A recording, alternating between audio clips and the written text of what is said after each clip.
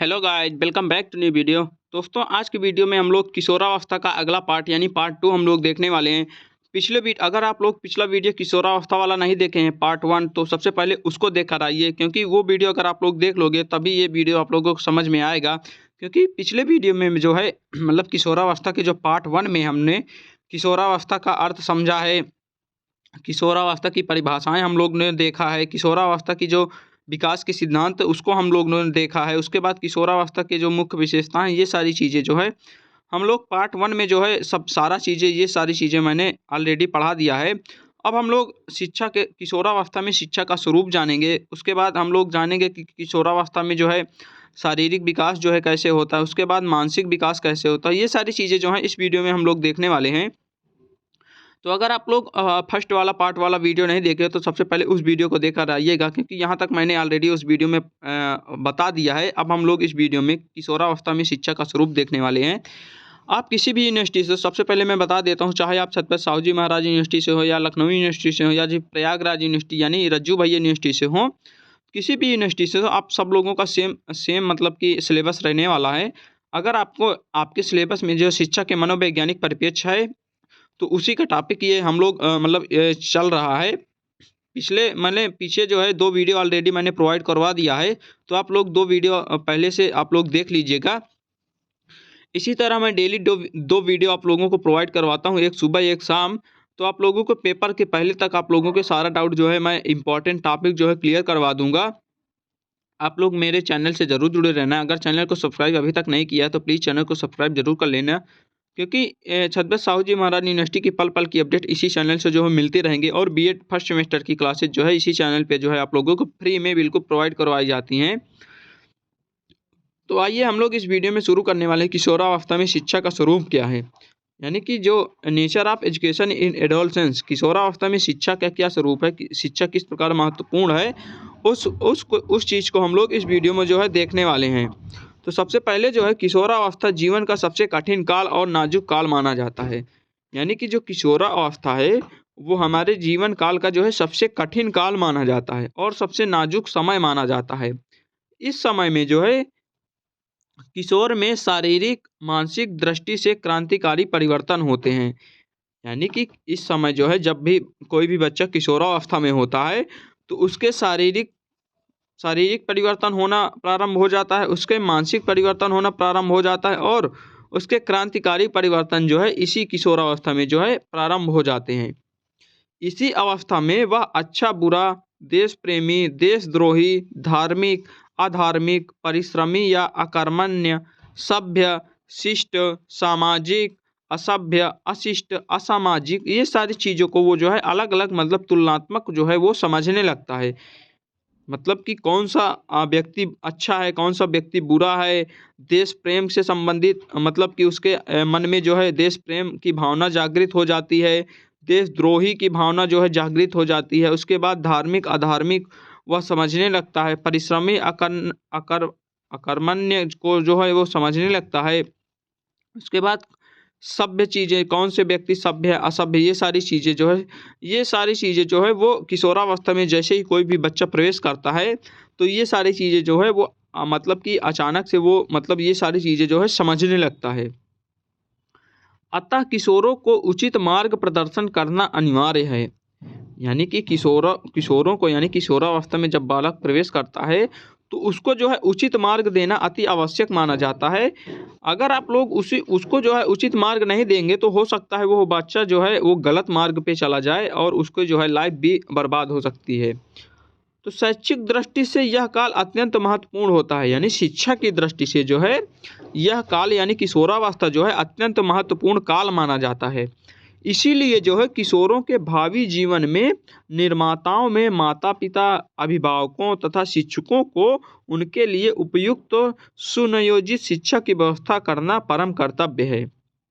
यानी कि जैसे ही बालक जो है किशोरावस्था में प्रवेश करता है तो उनके माता पिता या फिर टीचरों का ये मतलब कि कर्तव्य बनता है कि बच्चे को जो है उचित शिक्षा प्रदान की जाए, सुनियोजित और उपयुक्त शिक्षा प्रदान की जाए, जिससे जो है बालक जो है सही दिशा में जा सके और उसका जो है सर्वांगीण विकास हो सके। यानी कि कहने का मतलब ये है कि जैसे ही मतलब बच्चा जो है किशोरावस्था में प्रवेश करता है, तो उनके माता-पिता या फिर शिक्षकों का मतलब ये कर्तव्य बनता है कि उस बच्चे का जो है सर्वांगीण विकास के लिए जो है उसको अच्छी शिक्षा और उपयुक्त शिक्षा प्रदान की जाए। जिससे जो है बालक का जो है सही दिशा में प्रवेश हो सके, सही दिशा उसको प्रदान की जा सके। किशोरावस्था में जो है शारीरिक, मानसिक, संवेगात्मक, सामाजिक आवश्यकताओं के अनुसार शिक्षा का स्वरूप निर्धारित होना चाहिए। यानी कि किशोरावस्था में जब भी बालक रहता है तो उसके शारीरिक विकास, मानसिक विकास, संवेगात्मक, सामाजिक आवश्यकताएँ जो भी होती हैं, शिक्षा का स्वरूप जो है उसमें जो उनके अनुसार जो है शिक्षा का स्वरूप जो है निर्धारित होना चाहिए। तो ये चीज़ समझ में आ गया होगा। अब हम लोग चलते हैं कि शारीरिक विकास के लिए शिक्षा जो है किस प्रकार उपयोगी है। किशोरावस्था में जो है शारीरिक विकास द्रुतगामी होता है। इसीलिए सर्वप्रथम इस समय स्वास्थ्य पर ध्यान देना चाहिए। यानी कि किशोरावस्था में जो शारीरिक विकास है वो बहुत तेज़ी से होता है, अत्यंत तीव्र होता है, एकाएक होता है। इसीलिए मतलब कि उसके जो शरीर शरीर का या फिर स्वास्थ्य का जो है अत्यंत ध्यान देना चाहिए। उनके लिए जो है पौष्टिक भोजन, स्वास्थ्य, शिक्षा, विभिन्न प्रकार के शारीरिक व्यायाम जैसे खेल-कूद, ये सारी चीज़ों का प्रबंध करना चाहिए। क्योंकि उसका एकाएक जो है शरीर में परिवर्तन हुआ है, तो उसको जो है पौष्टिक आहार, सही आहार देना चाहिए, उसको स्वास्थ्य स्वास्थ्य का ध्यान रखना चाहिए, शिक्षा की व्यवस्था करनी चाहिए, शारीरिक व्यायाम रेगुलर करना चाहिए, खेल-कूद ये सारी चीज़ें जो हैं, उसको जो है किशोरावस्था में जो है प्रारंभ कर देनी चाहिए। उसके बाद क्या है मानसिक विकास के लिए शिक्षा। किशोरावस्था में जो है मानसिक विकास की विशेषताओं के अनुसार किशोरों की बुद्धि, निरीक्षण शक्ति, तर्क शक्ति, चिंतन शक्ति, स्मृति तथा कल्पना शक्ति का विकास उनकी रुचि, रुझान, योग्यता, क्षमता के अनुसार किया जाना चाहिए। मतलब कहने का मतलब ये है कि उनका जो मानसिक विकास करना चाहिए, उसके जो है अकॉर्डिंग टू उसके आईक्यू लेवल, यानी कि वो बच्चा किस दिशा में जाना चाहता है या फिर उसके तर्क शक्ति कितनी है, वो कितना सोच सकता है, उसी हिसाब से जो है उस बच्चे को जो है उसी दिशा में ले जाना चाहिए। जैसे कोई भी बच्चा है, अगर वो मतलब कि पढ़ने में उसकी रुचि नहीं है, खेल-कूद में या क्रिकेट खेलने में या फिर फुटबॉल खेलने में उसकी रुचि ज़्यादा है, तो माता-पिता या फिर शिक्षकों को क्या करना चाहिए कि उसको खेल-कूद में ही उसको मतलब अग्रेसित करना चाहिए, ना कि उसको शिक्षा के लिए मतलब कि जोर देना चाहिए। इससे बच्चे में क्या होता है कि वह प्रेशर में तो मतलब पढ़ता है, लेकिन वो अच्छी तरह से शिक्षा भी नहीं प्राप्त कर सकता है और ना ही जो है वो मतलब कि जिसमें वो जाना चाहता है, जैसे खेल-कूद में जाना चाहता है, ना तो उसको भी प्राप्त कर सकता है। तो इसीलिए हम लोगों को क्या करना चाहिए, उसके माता-पिता या शिक्षकों को क्या करना चाहिए कि बच्चा जिस दिशा में जाना चाहता है, उसी दिशा में उसको जो है प्रेरित करना चाहिए। तो ये चीज़ आप लोगों को समझ में आ गया हो कि मानसिक विकास के लिए शिक्षा किस प्रकार महत्वपूर्ण है। उसके बाद संवेगात्मक विकास के लिए शिक्षा। किशोरावस्था में जो है संवेगात्मक जीवन में उथल-पुथल सी मच जाती है। यानी किशोरावस्था में जो संवेगात्मक जीवन में उथल-पुथल से अचानक से एकाएक जो है परिवर्तन होने लगता है। किशोर के पूर्व विकसित स्थायी भावों तथा नई-नई भावनाओं, संवेगों पर नियंत्रण पाने के लिए असमर्थ दिखाई पड़ते हैं। वे अनेक प्रकार के संवेगों से संघर्ष करते हैं, इसीलिए विद्यालयों में विभिन्न पाठ्य सहगामी क्रियाओं का आयोजन किया जाना चाहिए। यानी कि कहने का मतलब ये है कि जब बच्चा जो है किशोरावस्था में प्रवेश करता है, तो उसके संवेगात्मक विकास में अत्यंत तीव्रता आ जाती है, तो उसको क्या करना चाहिए कि उसको जो है अच्छा वातावरण देना चाहिए, अच्छे मतलब पाठ्य सहगामी मतलब कि क्रियाओं मतलब संगति जो है अच्छी होनी चाहिए, जिससे जो है उसका जो है संवेगात्मक विकास जो है अच्छे से हो सके। अगर बच्चा गलत संगति पकड़ लेता है, तो वह गलत दिशा में मतलब जाने लगता है, इसलिए उसको अत्यंत मतलब ध्यान देना चाहिए। आगे हम लोग चलते हैं धार्मिक और नैतिक विकास। किशोरावस्था में जो है मस्तिष्क में निरंतर विरोधी विचार उठा करते हैं। किशोर उचित अनुचित व्यवहार में अंतर नहीं कर पाता है। यानी कि किशोरावस्था में जब बच्चा रहता है, तो कौन सा कार्य उचित है, कौन सा कार्य अनुचित है, इस चीज़ में जो है वो अंतर नहीं स्पष्ट करने पाता है। अतः उसे विद्यालय में धार्मिक और नैतिक शिक्षा भी अवश्य देनी चाहिए। यानी कि विद्यालयों में जो है धार्मिक शिक्षा का प्रावधान करना चाहिए, नैतिक शिक्षा, ये सारी मतलब कि इन सब चीज़ों का जो है प्रावधान विद्यालय में करना चाहिए, जिससे बच्चे को धार्मिक और नैतिक शिक्षा का जो है अच्छे से ज्ञान हो सके। उसके बाद हम लोग चलते हैं व्यक्तिगत भिन्नता के अनुसार शिक्षा। व्यक्तिगत भिन्नता के अनुसार शिक्षा में का क्या प्रावधान है कि किशोरावस्था में किशोरों की शिक्षा के लिए विद्यालयों में उसकी रुचि, रुझान, योग्यता के अनुसार विभिन्न प्रकार के पाठ्यक्रमों की व्यवस्था करनी चाहिए। वही चीज़ जो पीछे मैंने बताया है कि अगर बच्चे का रुचि जो है किसी खेल कूद में है, तो उसके शिक्षकों या फिर माता पिता के उसको खेल कूद के ही प्रति जो है उसको जागरूक करना चाहिए। तो ये चीज़ें समझ में आ गया होगा। उसके बाद यौन शिक्षा। यौन शिक्षा जो है किशोर बालकों बालिकाओं का अधिकांश समस्याओं का संबंध उनकी काव्य प्रवृत्ति से होता है, काम प्रवृत्ति से होता है। अतः विद्यालयों में यौन शिक्षा की व्यवस्था करवानी चाहिए, मतलब अति आवश्यक है। मतलब विद्यालयों में क्या करना चाहिए, यौन शिक्षा से संबंधित उसको जानकारी देना चाहिए हर किशोर किशोरियों, मतलब बालक और बालिकाओं के। राष्ट्र के अनुसार उन्होंने क्या कहा है कि यौन शिक्षा की परम आवश्यकता को कोई भी अस्वीकार नहीं कर सकता है। इस बात की आवश्यकता है कि किशोर को एक ऐसे वयस्क द्वारा गोपनीय शिक्षा दी जाए जिस पर उसे पूर्ण विश्वास हो।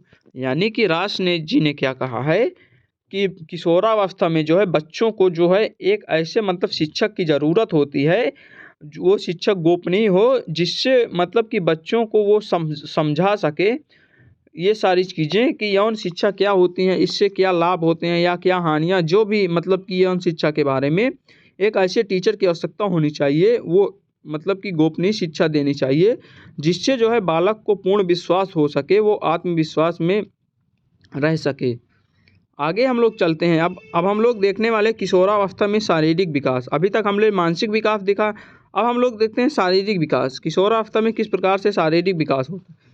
किशोरावस्था में जो है बालक बालिकाओं का विकास द्रुतगामी से होता है, यानी अत्यंत तीव्र होता है। बालिकाओं में तीव्रतम वृद्धि का समय लगभग 11 से 13 वर्ष होता है और बालकों में 14 से 15 वर्ष होता है। मतलब कि जो किशोरावस्था में जो गर्ल्स हैं, मतलब बालिकाएं हैं, उनका विकास जो है मतलब कि पहले होने लगता है, यानी 11 से 13 वर्ष के बीच में जब भी बालिकाएं रहती हैं, तो उनका तीव्रतम वृद्धि से उनका विकास होने लगता है। और जो बालकों में विकास होता है वो 14 से 15 वर्षों के बीच में स्टार्ट होता है। यानी कि बालकों की अपेक्षा बालिकाओं में जो है जल्दी मतलब कि शारीरिक विकास जो है शुरू हो जाता है। इस अवस्था में जो है शारीरिक विकास से संबंधित निम्नलिखित परिवर्तन होते हैं, जैसे कि भार में परिवर्तन। यानी कि जैसे ही बच्चा जो है किशोरावस्था में प्रवेश करता है, तो किशोरावस्था में बालकों की भार बालिकाओं से अधिक होता है। यानी कि किशोरावस्था में जब भी बच्चा प्रवेश करता है, तो जो बालक होता है यानी जो बॉयज होता है, उनका जो है भार जो है गर्ल्स की अपेक्षा जो है अधिक होता है। इस अवस्था में के अंत में बालकों का भार बालिकाओं से लगभग 25 पाउंड अधिक होता है। यानी कि किशोरावस्था में जो बॉयज़ का जो मतलब भार होता है, वो गर्ल्स के भार के मतलब तुलना में 25 पाउंड जो है अधिक होता है। उसके बाद लंबाई में वृद्धि होने लगती है। इस अवस्था में जो है लंबाई में तेज़ी से वृद्धि होती है। बालिकाओं की लंबाई जो है 16 वर्ष की आयु तक, अब बालक की लंबाई जो है 18 वर्ष की आयु तक बढ़ती है। उसके बाद भी बढ़ती रहती है। लगभग 14 वर्ष की आयु में वे अपनी वयस्क ऊंचाई का लगभग 90% भाग प्राप्त कर सकते हैं। शेष ऊंचाई धीरे धीरे बढ़ती है। मतलब कहने का मतलब ये है कि जब बच्चा किशोरावस्था में होता है, तो इसी किशोरावस्था में जो है बालिकाओं की लंबाई जो है 16 वर्ष तक वृद्धि होती है, जबकि बालक की जो लंबाई में वृद्धि होती है वो 18 वर्ष तक जो है लगातार वृद्धि होती रहती है। 14 वर्ष की आयु में जब मतलब बच्चा रहता है, तो उसकी 90% जो वृद्धि हो चुकी होती है, बाकी की जो शेष वृद्धि होती है वो धीरे धीरे मतलब होती रहती है। तो लंबाई आप लोगों को समझ में आ गया होगा। उसके बाद अस्थि विकास, यानी कि जो हड्डियों का विकास है वो कैसे होता है। इस अवस्था में अस्थियों में नमनीयता नहीं रहती है, वे दृढ़ हो जाती हैं, यानी कि वे मजबूत हो जाती हैं। अस्थिकरण की जो प्रक्रिया पूरी हो जाती है। यानी कहने का मतलब ये है कि किशोरावस्था में जब बच्चा प्रवेश करता है तो उसकी जो हड्डियां होती हैं वो मजबूत होना शुरू हो जाती हैं, वो नम नहीं रहती, यानी मुलायम अब नहीं रहती हैं, कोमल नहीं रहती है। सिर और मस्तिष्क का विकास शुरू हो जाता है किशोरावस्था में। सिर व मस्तिष्क की अधिकतम वृद्धि बाल्यावस्था में होती है। इस अवस्था में भी यह जारी रहती है कि 15 से 16 वर्ष में सिर का लगभग पूर्ण विकास हो जाता है। मस्तिष्क का भार 1200 से 1400 ग्राम के बीच में हो जाता है। यानी कि जो बालिकाओं का भार है वो लगभग 1200 ग्राम और बालकों का भार लगभग 1400 ग्राम जो है इसी किशोरावस्था में जो है हो जाता है, 15-16 वर्ष की अवस्था में। उसके बाद हम लोग चलते हैं आगे, ज्ञानेंद्रियों एवं कर्म केंद्रियों का विकास। इस अवस्था तक आँख, कान, नाक, त्वचा, स्वदेनेंद्रियाँ का तथा कर्म केंद्रियों का विकास पूर्ण रूप से हो जाता है। यानी ज्ञानेंद्रियों का जो पूर्ण रूप से विकास है वो इसी किशोरावस्था में जो है हो जाता है। जैसे आँख का पूर्ण विकास, कान का, नाक का, त्वचा का, ये सारे चीज़ों का विकास जो है पूर्ण रूप से किशोरावस्था में जो है हो जाता है। उसके बाद गति विकास में वृद्धि। स्टेनले हॉल ने कहा है कि इस अवस्था में न केवल गति से तीव्रता बढ़ती है बल्कि गति शक्ति भी बहुत बढ़ जाती है। यानी कि जो स्टेनले हॉल का कथन है कि किशोरावस्था में न केवल गति से तीव्रता बढ़ती है बल्कि गति शक्ति भी बहुत ज़्यादा बढ़ जाती है। गति और क्रियाशीलता का प्रकाशन खेलने, कूदने, दौड़ने, व्यायाम करने, परिश्रम करने से होता है। इन कार्यों को करते समय किशोरों में विद्युत के समान शक्ति प्रवाहित होने लगती है। यानी कि जब किशोरावस्था में बालक रहता है तो उसके मतलब कि गति में विकास, जैसे खेलने कूदने से उसके गति में विकास ज़्यादा होता है, दौड़ने से, व्यायाम करने से या फिर परिश्रम करने से इस समय जो है किशोरों में जो है विद्युत के समान शक्ति प्रभावित होने वाली है। यानी बिजली के समान जो है उसके गति में शक्ति आ जाती है। तो ये जो है शारीरिक विकास आप लोगों के समझ में आ गया होगा। अब हम लोग चलते हैं मानसिक विकास देख लेते हैं। उसके बाद मानसिक विकास के बाद ये टॉपिक जो है समाप्त हो जाता है। तो हम लोग मानसिक विकास देख लेते हैं। किशोरावस्था में जो है शारीरिक परिवर्तन की भांति ही मानसिक परिवर्तन भी तेजी से होता है। यानी कि जिस प्रकार मतलब किशोरावस्था में शारीरिक परिवर्तन अति तीव्र होता है, अचानक से होता है, उसी प्रकार मानसिक परिवर्तन भी तेजी से होने लगता है। वुडवर्थ के शब्दों में मानसिक विकास 15 से 20 वर्ष की आयु में अपनी उच्चतम सीमा पर पहुंच जाता है। यानी कि जो मानसिक विकास है वो 15 से 20 वर्ष की आयु में जो है किशोरावस्था में जो है उच्चतम विकास उसका हो जाता है। मानसिक योग्यताएं। शारीरिक मानसिक विकास के साथ साथ मानसिक योग्यताएं बढ़ती हैं और उसमें जो है सोचने, विचारने, अंतर करने, समस्या का हल करने की योग्यताएं दिखाई देती हैं। यानी कि जो किशोरावस्था में जब बालक रहता है तो उसके शारीरिक मानसिक के विकास के साथ साथ मतलब शारीरिक विकास के साथ साथ उसका मानसिक विकास भी होने लगता है। वह सोचने, विचारने, अंतर करने में जो है सक्षम हो जाता है। इस समस्या का हल करने में जो है वो अग्रसित दिखाई देता है। बुद्धि का विकास। किशोरावस्था में जो है बुद्धि का विकास अपनी सीमा तक पहुंच जाता है।